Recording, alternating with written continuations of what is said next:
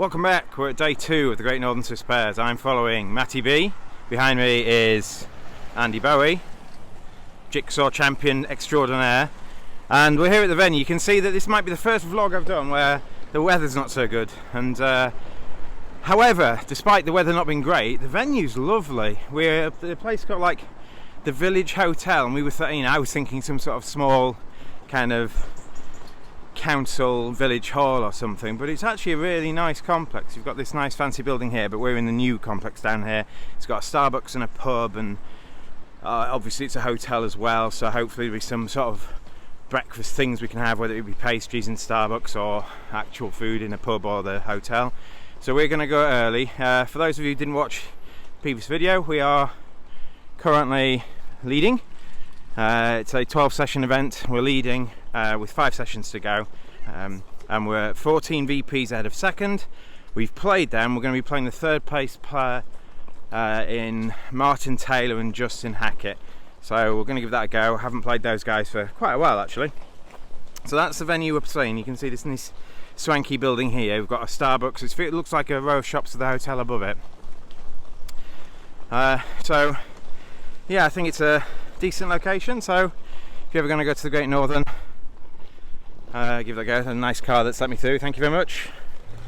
So yeah, we're going to do that. We're going to get breakfast, we're going to get coffee. They also supply free tea and coffee, and I think a lot of the UK events now are kind of prioritising the food and drink and stay. So a lot of the events have packages for the hotels with food included, and this one's got free tea and coffee. I only had 1 cup of coffee, but the fact that it's there is really nice for people.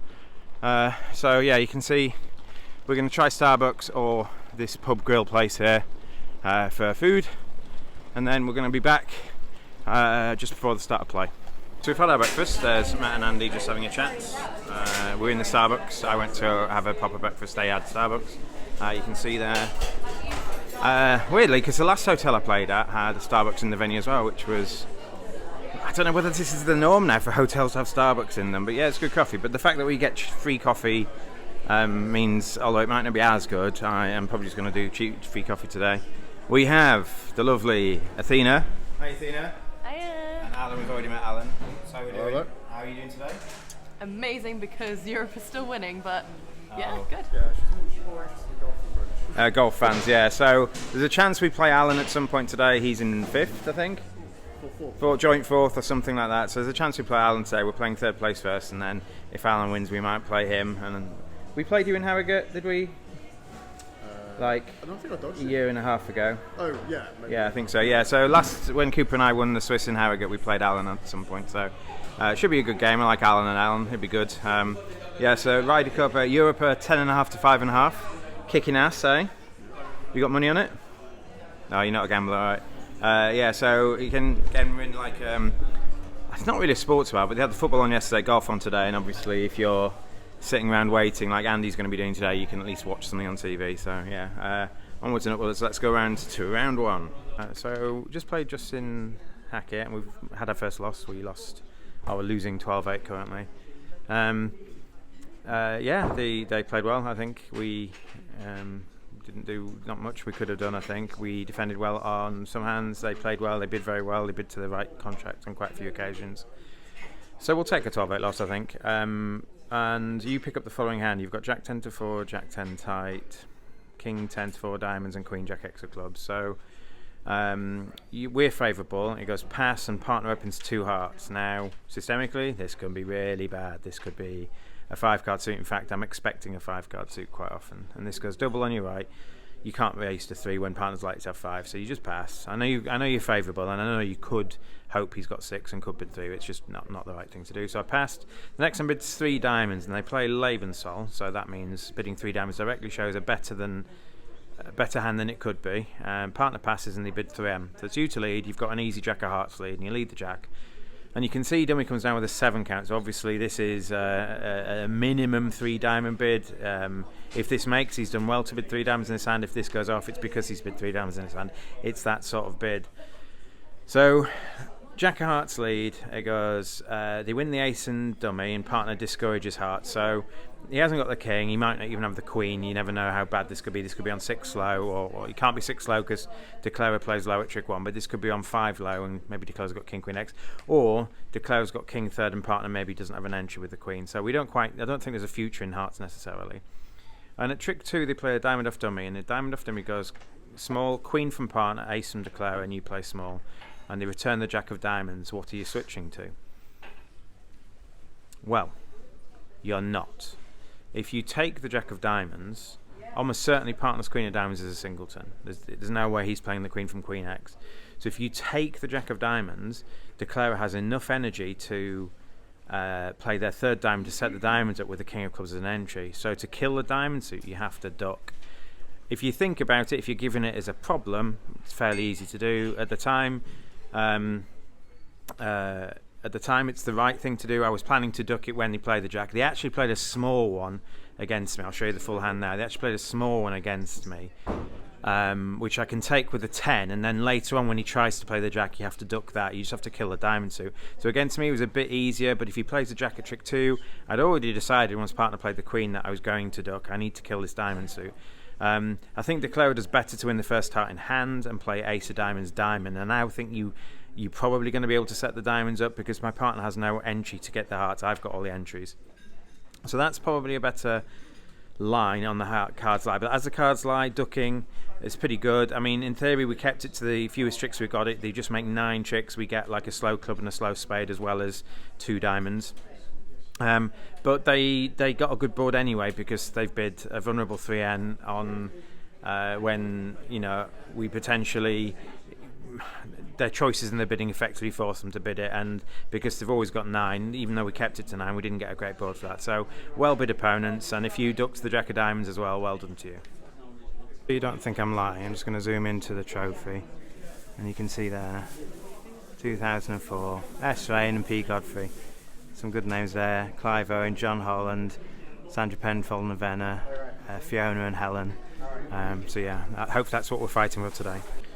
So we've just played another match. It looks like we're drawing 10-all, so we're not having, given how well yesterday went, we're not having the best day so far. We're still like 9 VPs clear. We've been drawing and losing narrowly to people who were quite far away from us anyway, so that's okay, and we've played second and third. But you've got this hand. This is Filthy's hand, and you have 2 low, queen 10x, ace queen x, I can't remember the clubs, king to 5. So it's on the screen for you, but then again, just for my memory when I'm looking for the hand records later to put these on the screen. And you decide to open a club. We've decided we are going to open good 11 counts, and I think 11 counts with 5 card suits are fine. So he opened a club, and it went 1 spade overcall. I, as his partner, bid 1 no trump vulnerable. And this goes pass, you pass. You've got, you were going to rebid 1 no trump anyway, and partner's got a spade, so which is good. And this goes 2 spades, pass to you. Double here will be takeout, and you're expecting partner to pass most of the time. They've already denied hearts, and you're just not good enough to do that. Partner could have a 7 count, and you've only got 11. They might have more points than you, and you haven't got any spades to help. So double, you're passing out is fine. If it goes off, they're vulnerable as well. So. And partner leads the 8 of hearts, and dummy goes down with what you can see here.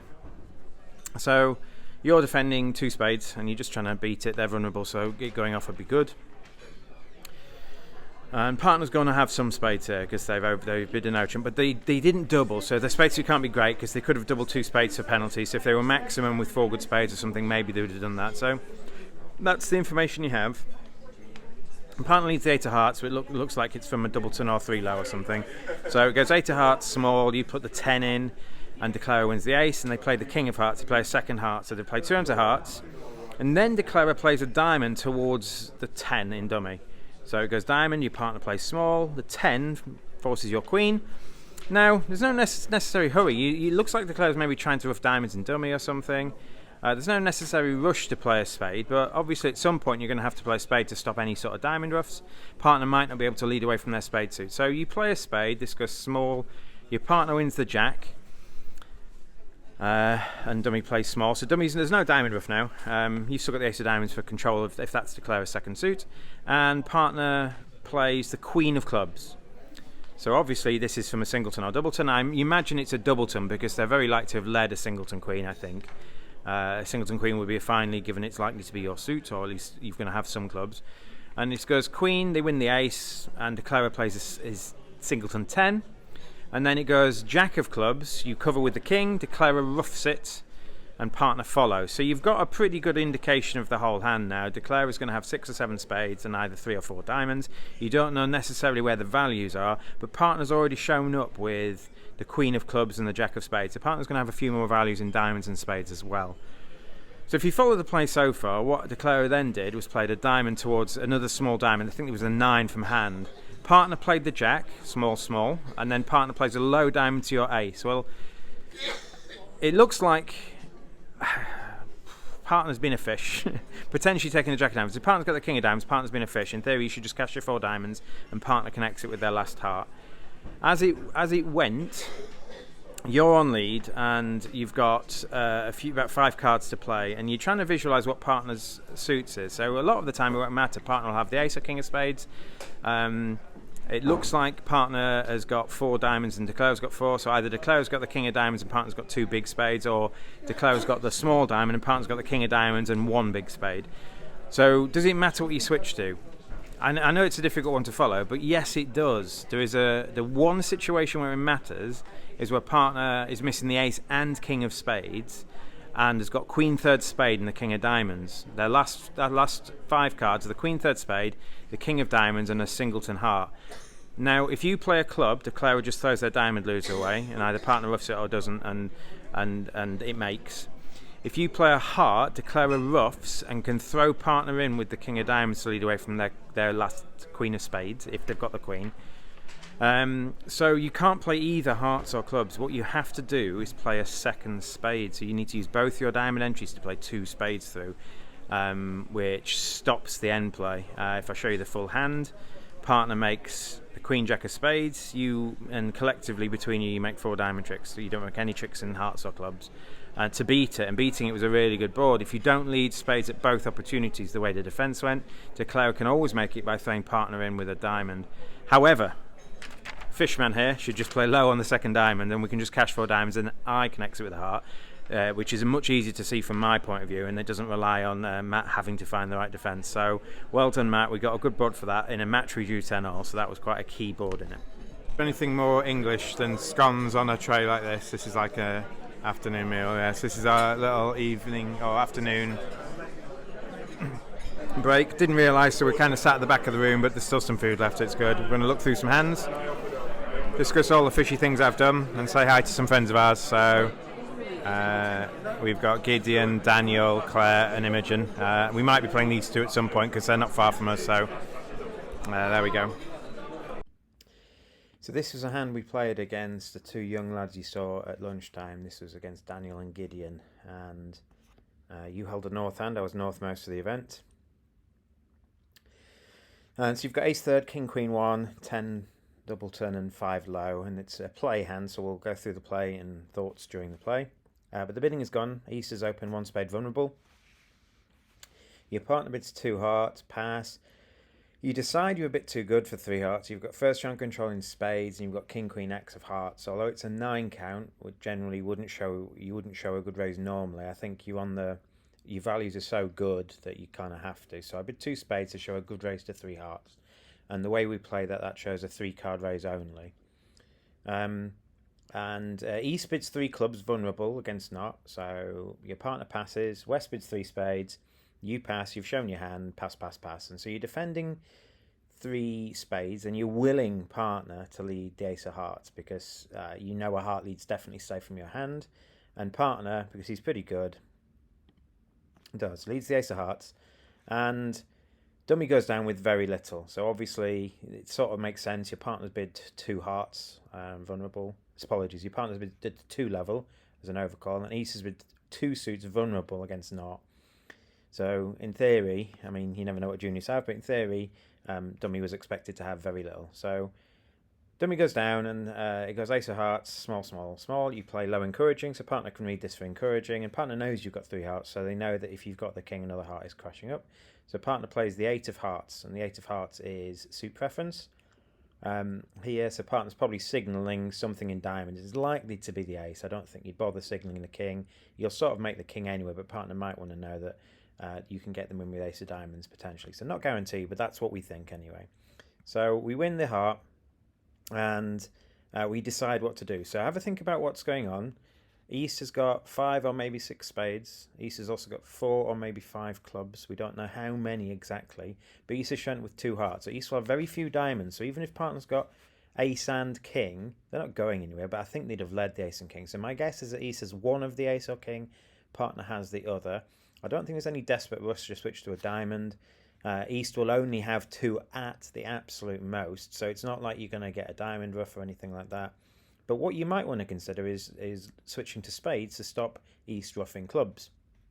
Is that a sensible solution? Well, what's the club situation? Imagine East has got 5 clubs, partner's going to only have 2, and your clubs are so low that once East ruffs a single club, your clubs aren't going to be any good. So, but let's say, imagine East has got like ace, king, jack to 10 to 5 or something. Partner's got queen, double 10. The queen's going to come down, and East's clubs are going to be good with 1 ruff. Imagine partner's got 3 clubs. As if East has, for example, ace, king, jack, X. The same thing's going to happen. They're going to play ace of clubs, ruff a club, and the queen's just going to fall, and you can't take the finesse. So on. So you could switch to a club and maybe tempt them to finesse, but they're not going to take it. They're just going to try and ruff as many clubs as they can. And you can see from the quality of your clubs that partners' honours in clubs are just going to tumble down. So you could play ace another spade, but we've already looked at there's a lot of the holdings you'll get is when your partner's club holding comes down with 1 ruff only. So I elected not to do that, and I was trying to think about how we'd beat it if that's the case. If Declaro only needs 1 club ruff to ruff the clubs, how can we possibly beat it? Well, we could hope that partners maybe got a singleton queen of spades or a singleton king of spades or queen X of spades, and we make a spade trick as well as the ace of spades and a diamond. But if partner's not got quite as much as that, there is a chance, and I envisage this early on, that at some point we can ruff in, or we can win the ace of spades and give partner a club ruff. So if we let East ruff the clubs out so that partner's gone on left, we might be able to give partner a club ruff. So what happened was, I just played another heart. Played the king of hearts, maybe right, maybe wrong. Let's see how it works out. But the king of hearts got ruffed. Partner played the 3. They've still got 10-2 left, so the 3 is just like a middling card. They're just confirming that the 8 of hearts is like a suit preference. And East plays ace of clubs, which we thought was going to happen. Partner plays the 9, so partner showing the 3, the 10, so partner's got either 10-9 doubleton or queen 10-9 or king 10-9. You'd think if they've got king 10-9 that East would have taken a ruffing club finesse. So we think that partner's got either 10-9 doubleton or jack 10-9 or queen 10-9. So they ruff a club. And if partner's still got a club left, when they play a spade off, going in with the ace and playing another club won't work because partner's still got to follow. So if our plan is going to come to fruition, we need to play low on this, hope that partner's got 2 spades, and it went spade to the queen. Now, often, the queen of spades is held, so East has got the king, and when they do this, if they've got king, queen, jack, often they'll lead to the lowest or the highest. They'll rarely lead to the queen when they've got king, queen, jack. So when they play 1 to the queen here, it's very likely the partner's got the jack of spades still. So what does East do? East ruffs their last club, and now they have to get off dummy with a diamond. We need to hope partner's got the ace, so we play small. Partner wins the ace. And partner now has diamonds and hearts left. So what does partner play? Well, partner, in on the thing here, partner played a heart. And partner played the lowest heart to say that they're out of clubs, which we knew anyway because of how many clubs we had and the fact that East had bid them. But obviously if East had 5 clubs, partner's just still telling us that they're void. And this goes 2 of hearts, small. So we go with our plan. We go with our plan of trying to give partner a club ruff, and we ruff this with the ace of spades. Okay, East has no answer to this. East tries to throw their last club away because they can see what's going to come. Because the queen of clubs is already gone, they know that South's out of clubs. And when I was able to play the last club back, East has try-stuff in with a 10, partner roughs in with a jackers, which is what they thought they had, and we claimed the last few tricks. So if we just go back to the point where partner played their heart, this is the situation. So if partner plays a diamond, for example, let's imagine partner plays a diamond, West will ruff with win with a queen. West would play a diamond off dummy. East will be able to rough small, and then they would have a guess potentially to whether to pin the jack of spades or not. If they got it right, I would win with the ace of spades, and I would have no heart to force them or no diamond to stick them in dummy, and I would have to give them the rest of the tricks. So they were able to make this if we didn't find this trump promotion. Potentially they could have made it by only taking one club rough, but they didn't know the clubs were coming in all along. So one of these hands early on in the hand that the bidding gave a bit away here. If we go back to the original deal, you see East is I mean, they are juniors. I wouldn't have bid 3 clubs of the East hand, so they're a braver soul than me to do that. I know you've got 17, but there's no guarantee that partner's going to, if partner had 3 spades and they haven't bid 2 spades, then you know partner's got a pile of rubbish and you're vulnerable. If going for 200 or something is a bad board. We took it 1 off for 100. You can see that double dummy, they can make it. They're only ever going to lose a diamond, 2 hearts and the ace of spades. If they pin the jack of spades and take a single club rough, they can make it. But at the point we got to, it has to rough with the ace of spades to give the trump promotion to guarantee beating it. Otherwise, declarer can read the cards well and make it at the end. So I'm glad we didn't give them that opportunity. Well done, Matt, for giving me the heart I needed to get in to give them a trump promotion. So that was about 87%, I think. So well done. For those people who know him, this hand is dedicated to Dr. Chris Cooper. You pick up one of the best hands you've had all weekend. You pick up Ace King, X, Jack third, Void, Ace King, Jack 10 to 7, and partner opens in first seat. Ooh, partner opens a spade. Your hand's huge. So there's different things you can do here. You can't just bid exclusion because you're missing the first 2 rounds of hearts. It tells them what to lead as well. There's a chance that if 6 spades is making and they've got 2 cashing hearts, it might lead something else. But if you start to show your hand like that, you don't. So you're going to take it so you bid 2 clubs, which is either clubs or balance, game forcing. And the next one bids 2 diamonds. Well, there's the diamonds. Partner bids 2 hearts, so they could have passed. They bid 2 hearts. And the next one goes stop, 5 diamonds. What do you do? Well, lots of things went through my head, and I thought there's nothing concrete there. If you invite slam, look how good your hand is. Your partner, you're definitely bidding 6 spades. There's no doubt about that in your mind. You're definitely bidding at least 6. And if you over 5 diamonds, if you do anything elegant, if you bid 5N, pick a slam, or 6 diamonds, some sort of control or something like that, partner is never going to cooperate with just the ace of hearts. Let's say he's got queen to 5 spades and the ace of hearts. He has to have something else to bid anyway because he's opened and bid again. And so I'm like, well, I'm just going to bid 7 spades. And then obviously, if you're missing the ace of hearts, there's a very good chance that the hand that's bid 2 diamonds has got it rather than the hand that's bid 5 diamonds. And if you bid 7 spades, they can't double Leitner, because if with the ace of hearts they can't double, because double would say lead a club. So I just bid 7 spades, and the guy thought about something and then passed him. Oh, that doesn't sound good. And then he just led the ace of hearts. And oh, great! So we went 1 off. That's why it's dedicated to Dr. Chris Cooper. We earned some match points because there was at least 1 pair who doubled 7 spades and beat it by 1. It's one of those things. Like, so if you look at the whole hand, Matt's hand, most tables won't open. It's his style to open this sort of hand. 11 count, 6-4 in the majors, and I just don't think there's any scientific way to investigate 7 once they bid to 5 diamonds. In theory, what you can do is bid 5 diamonds exclusion if they don't preempt you so harshly, and then when partner just shows no key cards over that, you just have to settle for 6 spades. So that's probably the scientific way to do it.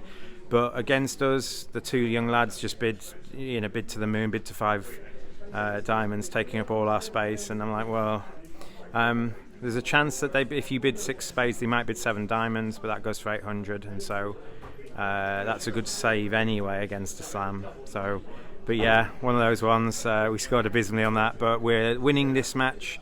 We're winning about 14-6 or something. We're 7 VPs ahead of second at the moment, which is Magnus. So all to play for with 1 set to play. So we're in the bar. This is slightly filmed out of order, so you're going to see certain things in certain places, but you'll find out why in a bit. So one of my big mantras when I do a lot of my teaching videos on YouTube, one of my, here's a nice hand, here's a nice play, here's a squeeze, and so on, is to plan the play at trick 1. And I think even established players sometimes think, oh, trick 1 is obvious, I'll do that. And they've already misplayed. So here's an example of that. I don't want to highlight who it was or anything like that. I'm not that sort of person. But this is the play where you've made error at trick 1, compounded with some good defence by Matt in the hand as well. So Matt did really well here. You're playing 4 spades by the hand with 5 spades. You open 2 spades showing spades and a minor. The hand on your left bids 2N. Your partner whacks it. Right-hand opponent bids 3 clubs to play. Pass, partner bids 4 spades. So you're in 4 spades on the ace of spades lead, where the left-hand opponent has got 15 to 18 balance and your right-hand opponent's got clubs. So what do you do? What are your thoughts? So he went, thank you, partner small, please. He didn't think about it. And obviously, he thought it wasn't super quick, but he didn't consider unblocking. And if you think about how it's going to go, how on earth are you making this if it goes spade, spade? You're in the wrong hand. You can concede a diamond and they might have to give you an entry to your hand to set your king clubs up. But what happened was, after it goes ace of spade, spade, he led the queen of diamonds and Matt ducked it. Now he's stuck in dummy.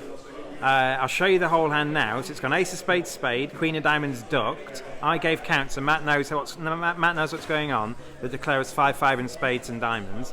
And now he tries to get off dummy. Matt's sort of relying I've got the queen of clubs, but when Declare tried a low club off dummy, I flew in with the 10, and I was able to play a 3rd spade to throw him in dummy again. And now he's just stuck. He's just leading away from dummy. And eventually, if he plays, for example, another club, I can win, and he roughs it, and now he's just running short of tricks. Even if he takes the heart finesse, he can make 2 heart tricks, but then he's going to lose like the last 3 diamond tricks because he'll play a club to me and be leading from to diamond maybe. What actually happened was he played ace of hearts heart, don't know why. I won the jack and I played a club through. He discarded, but it's just all over. He's going 3 off. And if you just go back to trick 1, imagine if you unblock the queen or king of spades at trick 1. You now have a spade entry to hand to take a heart finesse, and then you can get to dummy with the 3rd spade. So let's imagine it goes, you unblock a trick 1, they play a 2nd spade, you win with the jack, you play hearts the queen, ace of hearts, rough a heart, the hearts are good now, and then you've got a spade entry to get to them, so you make loads of tricks. He said at the end of the hand that he was scared of it. He unblocked spades and spades are 4-1. That's awful. He's lost a trick. But are they realistically going to be 4-1? Is Matt really going to be leading the ace of spades from ace jack to 4, ace 10 to 4? Is he really going to be overcalling 2N with a singleton spade when he could have made a takeout double? So I think that's something you should get right. And I'll go back and I'll reiterate it. Take your time at trick 1. Think how the play is going to go if you do the normal thing. And if that's not to your liking, see if you can do anything different. Hello. Can you guess from our reaction what happened? Looking good. Looking good. We're 7 ahead. We've won 16-4. We only needed to win 13-7 to win. We won 16-4 with all the boards in. So realistically, we're done. We've won the event. Others are still playing. They could catch it.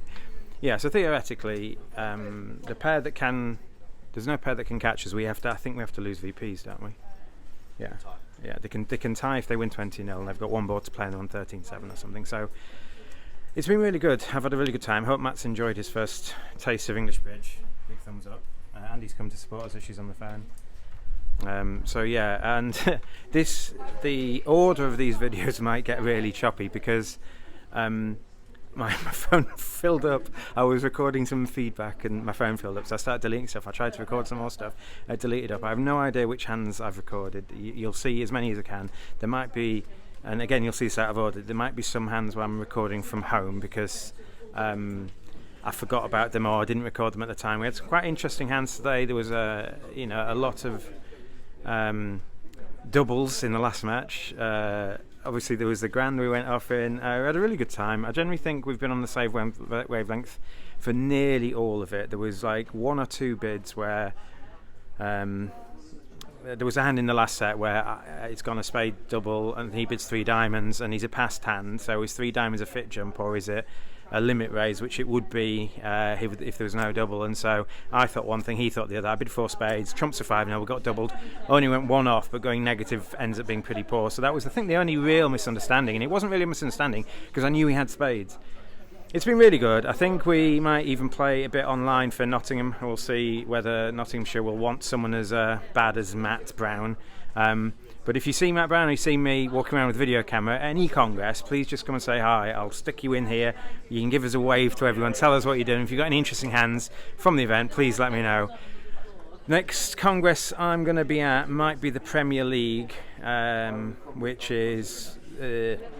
Premier League is like second weekend in October, so there'll be a few hands on YouTube. Please watch out for those. Hope you've enjoyed this weekend, and if you're thinking of coming to one of these congresses, I would highly recommend this one. The venue's been lovely, the director's been great. The only slight gripe maybe might be the spacing between the tables on one of the days, and the chairs aren't great, but I mean that's pretty much it. So we've had a really good time. First live event with Matt, and we won it, so I'll take that all day long. Thanks for watching. Peace out.